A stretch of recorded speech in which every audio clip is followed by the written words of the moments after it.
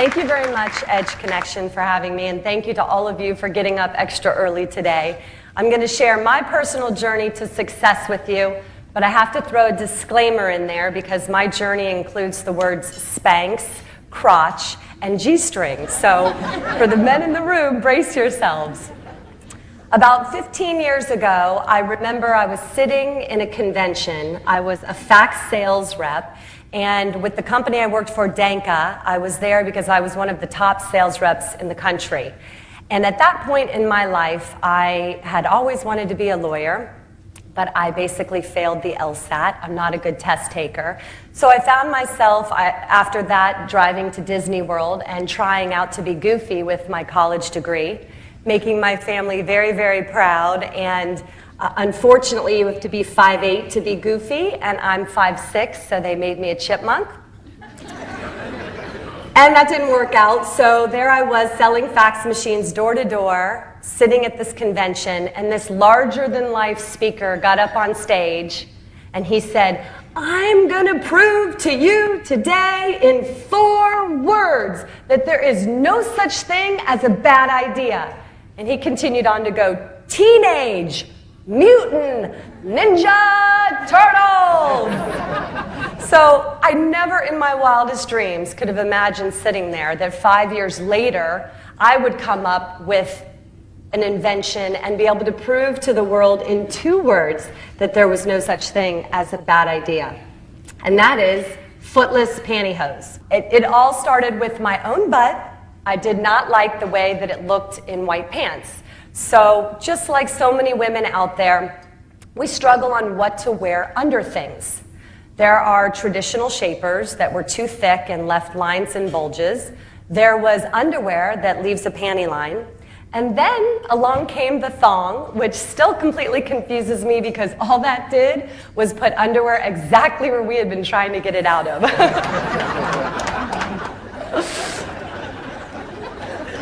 So I decided to take matters into my own hands, and I cut the feet out of control top pantyhose, threw them on under my white pants, looked fabulous, felt great, but they rolled up my legs all night.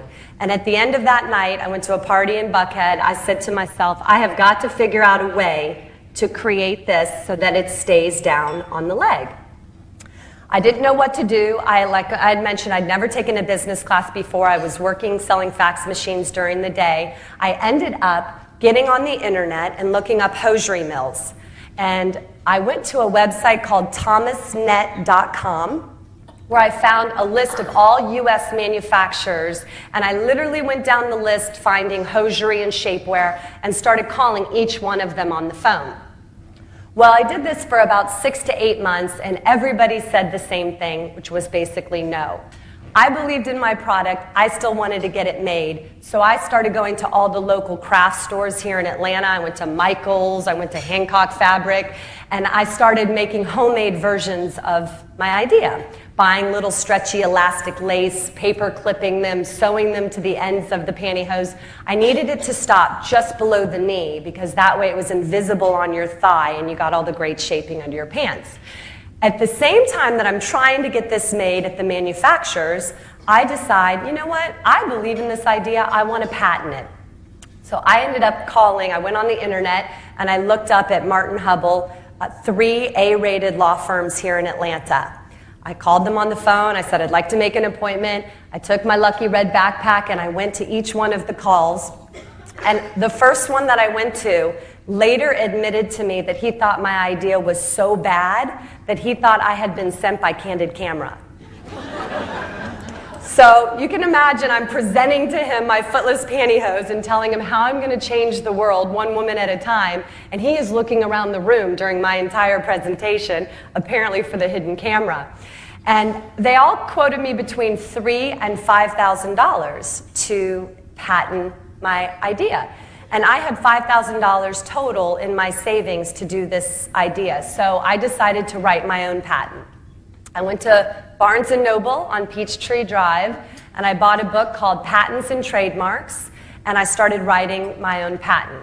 At the same time that I'm writing it, I'm still determined to get it made, so I take a week off of work and drive around North Carolina and go in person to all the manufacturers that had been telling me no thanks on the phone. So there I went, I got my lucky red backpack, drove up to North Carolina, went from manufacturer to manufacturer, and I would hear the same 3 questions every time, which was, and you are? And I would say, Sara Blaikley. And they'd say, and you're with? And I'd say, Sara Blaikley. And they'd go, and you're financially backed by? And I'd go, Sara Blaikley. And they'd go, so nice to meet you, good luck with your idea, and walk me to the door. And it was about 2 to 3 weeks after I did that road show where everyone told me no again in person that I got a phone call from a manufacturer in Charlotte, North Carolina, and he said, quote, Sara, I have decided to help make your crazy idea. And when I asked him why he had the change of heart, he simply said, I have 2 daughters. Lucky for me, ran it by his daughters. They said, Dad, it's a brilliant idea. You got to help this girl make it. And that set me on my way of trying to get it made. Now, as a consumer, it had never dawned on me that men were the ones making all of our undergarments. But it kind of dawned on me that maybe that's why they've been so uncomfortable for so long, because the people making them were not spending all day in them, and if they were, they certainly weren't admitting it, so. It caused some challenges in the beginning because everyone that I was talking to was a man, and I'm trying to explain, no, it's not just about being footless, it's about right here, it's making things look better and smoother and no panty lines. Well, through the process, I learned 3 very interesting things that stood out to me as a consumer. One was the industry had been taking an average waistband size between a small and an extra large and putting that same waistband size on every single product in order to cut cost in production. So I immediately said, nope, that does not make sense. That's why we're cutting our waistbands. That's why we can't breathe. So with Spanx, if you're a small, you get a small waistband. If you're a large, you get a large waistband. It fits and makes the garment stay and work with the woman's body much better. The second thing was the way that they did the sizing was very interesting to me. They have plastic forms. And they would say, this is plastic form small, this is plastic form medium, large, and etc. And they would make the garment and then put it on the plastic form, and they would all stand back with their clipboards and go, yep, that's a medium. And I would nudge them and say, ask her how she feels. So I remember very quickly, I'm going to test all of my Spanx products on women. I test them on my mom, my grandmother, my friends, and I have them wear the products, and we still do this. We have a lot of women that work at Spanx. They wear the products. The men at Spanx, their wives wear it, and now the men at Spanx also will wear the products. And they're very honest. We get feedback over time. We don't just put it on a form and say it fit, it stays. And the last thing was just overall the yarns and the way that the machines were working. I found that it really took a lot of technical time to make the fit and the product stay, and you want more compression in certain areas and not so much in the other. And the industry had kind of just been making things all one compression, which didn't necessarily work as well with the woman's body. So I took all this in. I'm still trying to get my product patented. I call up the lawyer that laughed and thought I was on candid camera. I said, I've basically made the garment. Will you please help me write the claims? I've written my entire patent. I had my mom, who's an artist, do the sketch that's in the patent. It's still on the U.S. Patent and Trademark Office's website. And she actually sketched it in our living room at home. I went home for a weekend, and I was the model. I stood there in the product, and that's what we did for that. So I had done basically everything I could except for the claims, which is when you have the real legal need to write the claims portion of a patent. I ended up calling him. He said, Sara, I still don't get this idea, but you're so passionate about it. For $700, I'll do it over a weekend. I said, great. So he spent the weekend doing it, and on that Monday he called me and he said, I just need to speak to the person at the manufacturer that you've been closely working with so I can find out exactly what the technical aspects are of this garment. I said, no problem, that's Ted. So Ted and I had been spending a lot of time working together for the past year. I'd been driving up there at night and on the weekend trying to get the prototype just right. Well, I got to tell you, Ted was very Southern. I mean, when I say Southern, I mean real Southern. So we get Ted on the phone. I introduced, we're doing a three-way call. I said, Ted, this is my attorney. Can you please tell us exactly what's in the Spanx garment? And he said, yeah, there's 70% nylon and 30% lacquer. Okay, thanks, Ted. So my attorney and I are taking notes furiously. I thank everybody. We hang up the phone. And the night before I'm going to submit my patent to the U.S. Patent and Trademark Office, I can't sleep. I remember sitting up thinking, how does this product have lacquer in it? So the next morning, I called Ted, and I said, Ted, can you please spell lacquer? And he said, sure, Lycra. Oh my God, Lycra. Okay, thank you, Ted. So I called my attorney, I said, get on your computer and hit all change on lacquer, it's Lycra. And he started laughing so hard, he goes, Sarah, do you know how fast you would have gotten a patent trying to make pantyhose out of paint thinner? So I went online and I trademarked the word Spanx at uspto.gov. And it cost me $300 on my credit card. And then I also incorporated online at incorporate.com. And I put my credit card in, and that was $150. And the word Spanx is interesting. It came to me after thinking of really bad names for about a year. I knew I wanted my product to have a fabulous name. I just didn't know what it was. And sitting in traffic in Atlanta, I remember the word Spanx came to me across the windshield, and I literally pulled off the side of the road, wrote it down on a piece of paper, and I knew it was it. I went home that night, and I actually got online and trademarked it. At the very last minute, I changed the KS to an X because I had done research and knew that made-up words do better for products than real words do, and they're also a lot easier to trademark. Now, how did the word Spanx come to me? A lot of people ask. After many, many bad names running through my head, one day I decided, okay, Kodak and Coca-Cola are two of the most recognized names in the world. What do they have in common? They both have a strong K sound to them. And someone told me that the man who came up with the name Kodak, it's a made-up word, and he actually took the K, because he liked the sound of it, and put it at the beginning and the end of the word and played with letters in the alphabet.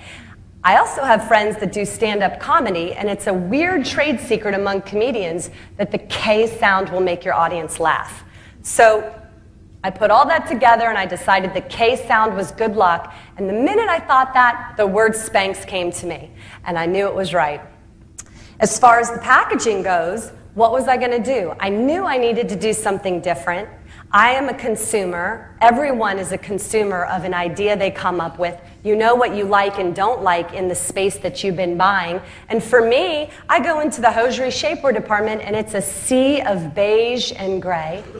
Every package looked the same. It was the same half-naked woman that had been photographed on every package for the last 20 years, and you had to read the fine print in the upper left-hand corner to figure out what was going on.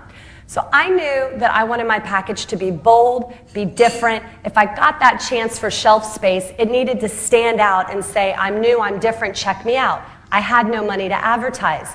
So I chose red, which was extremely unconventional. No one had ever done red in the hosiery or shapewear space. And I did something no one had ever done either. I put 3 cartoon illustrated looking women on the cover. And the 3 women were very different looking. And no one had ever done that either. It had always been photography on the front of the package.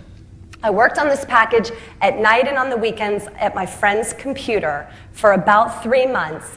And when I got it just right, just how I wanted it to be, and I didn't have any guidance, I just thought I want it to be something pretty that I would want to buy. I kind of want this to feel like a present to myself instead of a commodity I'm dreading to buy.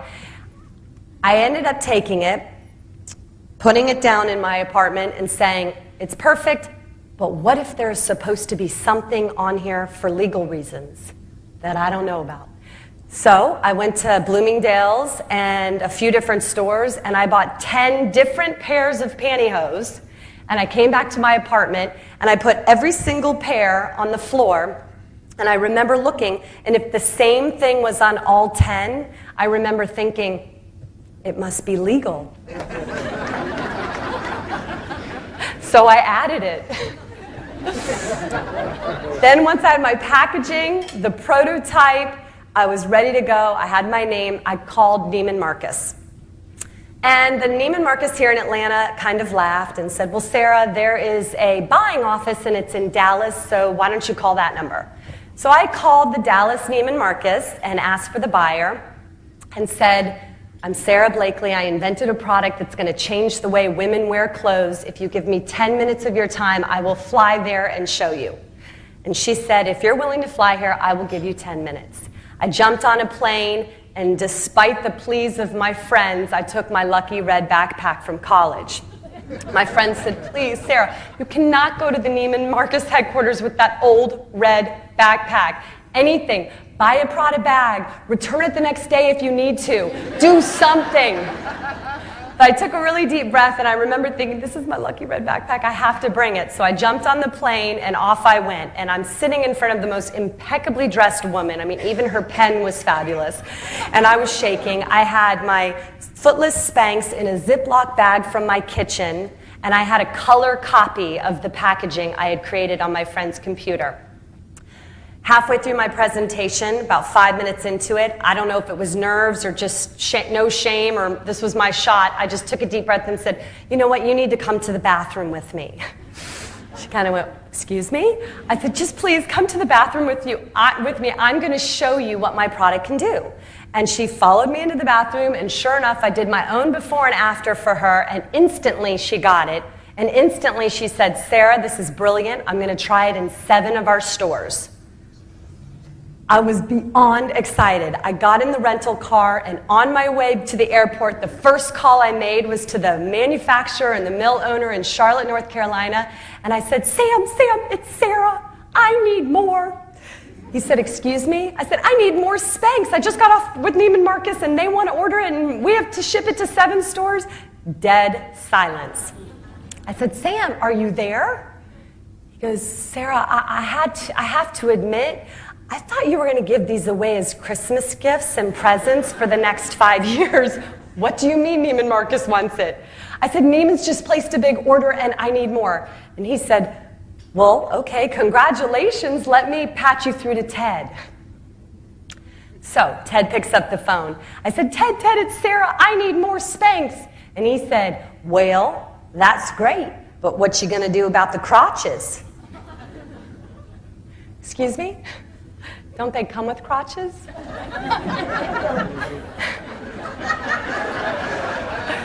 He said, well, yeah, but we only got 2 crotch machines and they're being used by somebody else.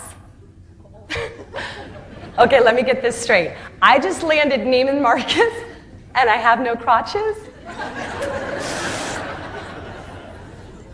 I don't know where to go for a crotch. I looked in the yellow pages, under crotch. It's not there. So then I found out that there's a fancy word for crotch, which is gusset, which helped my search. And I was on the phone, and my roommate at the time would laugh because we would have these FedEx packages arrive every day from all over the world, and she'd come home, she was a teacher, she'd come home and go, got another crotch in the mail. And lucky for me, the company I ended up using was right down the road in Norcross, Georgia. And they, to this day, provide us with our gussets. And just to make the story even that much more unbelievable, the man that saved the day was an 80-year-old man by the name of Gene Bobo. Kind of a legend in the business. He said, Sarah, I got your crotches for you. They'll be there in time for the Neiman Marcus order. And I was able to ship to the 7 stores. Well, I immediately called every friend I ever remotely had in those 7 cities and said, hi, it's Sarah. Do you remember me? We sat next to each other in 4th grade. Can you go to the store and say you're looking for something called Spanx and you've been wanting it your whole life, and I'll send you a check? Well, just as I was running out of money and friends, Oprah called. I had sent a gift basket of my very first batch of prototypes to the Oprah Winfrey Show, and I get the call that Oprah has chosen Spanx as her favorite product of the year. You can imagine, for an entrepreneur with no money, I'm sitting in my apartment, that's a call of a lifetime. I was beyond thrilled. They said, Sarah, in 2 weeks, Oprah's going to hold up Spanx. She doesn't normally have people on the show because it's all about product, but she loves what you're doing. You've broken into a $2 billion male-dominated industry with no experience and no money. We want to show a little clip about what you're doing, so we're going to fly down and film you. I said, great. So they all showed up at my apartment, and there were about 10 of them. They were so impressive, clipboards, video cameras, big lighting. And they said, Sarah, on the plane, we decided that we want to film you in your headquarters. I said, you're here. They kind of looked at each other and went, oh, okay. Well, we also decided on the plane that we want to film you having a staff meeting. Hold on a minute. I called Connie that I'd met at Mailboxes, etc. I said, Connie, it's Sarah. Can you be at my apartment in 5 minutes and look like you work for me? She said, I'm on my way. And I also called all my friends who left their jobs and came over, and we sat in a circle on the floor of my apartment, and that was my staff meeting on the Oprah Winfrey Show. So one day you wake up and you're an inventor, and then all of a sudden, another day you wake up and you're a company. That's a different feeling. I remember it very well. My only employee at the time was my boyfriend, who was a healthcare consultant. He was watching me stay up all night shipping pantyhose around the world. He said, you need help. He left his job. Then my second employee was a friend of a friend who heard I needed an assistant because I couldn't manage my scheduling and flights and booking this and going and doing appearances to try to spread the word and all that was going on in the company. So she came on board, and after 2 weeks of being my assistant, I said, do you want to be my head of product development? And she said, sure, and she still is. And the third one was a friend that I went to walk to get a bagel with, and she said, I've tried your prototype. It's amazing. I love it. She told me the whole walk there and the whole walk back why she loved it. I said, do you want to be my head of PR? And she did. And about a month into the business, Dave and I mostly, we were at 2 cardboard tables at the back room of my apartment. It was a 2-bedroom apartment. And the phone would always ring, and we would say, hello, this is Spanx. And they would say, I need to speak to shipping and handling. We'd go, please hold while I transfer you. And I literally ran the business out of my apartment for 1.5 years. And a few months in, of course, what's the next thing that we decide to do? I look at my team, my robust team of 3, and said, I'm going to Europe. I've got to bring Spanx overseas. So I grabbed my lucky red backpack, jumped on a plane, cold called Harrods, Harvey Nicks, and Selfridges, and I got a chance to be on the BBC, which is basically the US CNN. And the gentleman that was interviewing me, 1 million people, no pressure, Sarah, he starts out and goes, so Sarah, tell us what Spanx can do for women in the UK.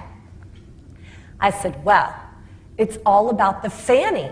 It smooths your fanny, it lifts and separates your fanny, and this man lost all the color in his face, and I had no idea, but apparently fanny means vagina in England.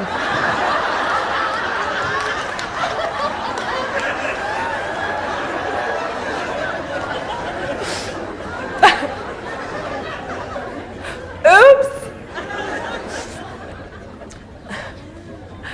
Obviously, I had to call back to our team and say our international expansion is off to a great start. And from there, Spanx is now 10 years old. We just had our 10-year anniversary. So much has happened in the 10 years. We had a company meeting, and I said at the meeting, 10 years ago, no one had ever heard of an iPod. People were not using BlackBerries. The Kardashians were in 5th grade. Spanx went from 1 to over 100 employees. We launched from just one footless pantyhose. Now we're in swim. We've created bras that are amazing. They're called Braleluya. If you haven't tried it, I hope you will. It's become my favorite product. And men's. We've done so many things with Spanx, and it has exceeded truly my wildest dreams. I never could have imagined all that had come from this.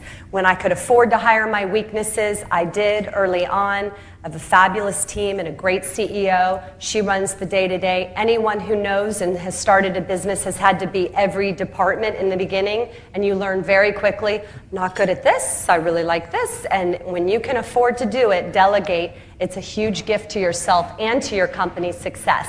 But the thing that I'm most proud of over the last 10 years is that Spanx has given over $10 million to help women more than just their rears. So,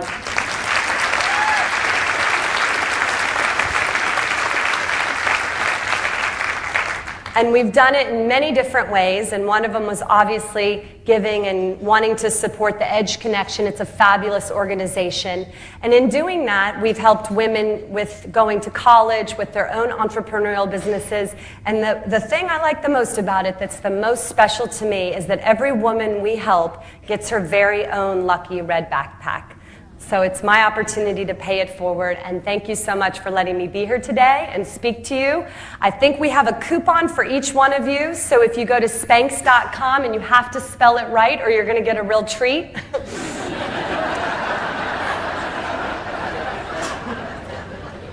My mom sent her whole luncheon to the wrong website when I first started out. So SPANX. And there's $25 off any of our garments, and a lot of things on Spanx.com are $30. So you're basically getting to try something for free. If you've never tried it before and you're a woman, I suggest the Power Panties, which is also called the In Power line. It's a little shaper short that will take you through the whole spring and summer. And guys, we have not forgotten about you. We have reinvented and redesigned the man's undershirt. Our thought there was not so much shaping, but how can we make it better? The man's undershirt has been the exact same for 100 years. Nobody's paid any attention to it. It's boxy and bulky under styles and sweaters and dress shirts, so it's more tapered in, it's more streamlined. It's cotton, so it looks and acts just like your regular undershirt, but it's got a little bit of secret power going on around the waist area, which is also giving men a lot of great lower back support. So check it out, Spanx.com. Thank you so much for having me here today, and good luck with your journeys to success. Thank you.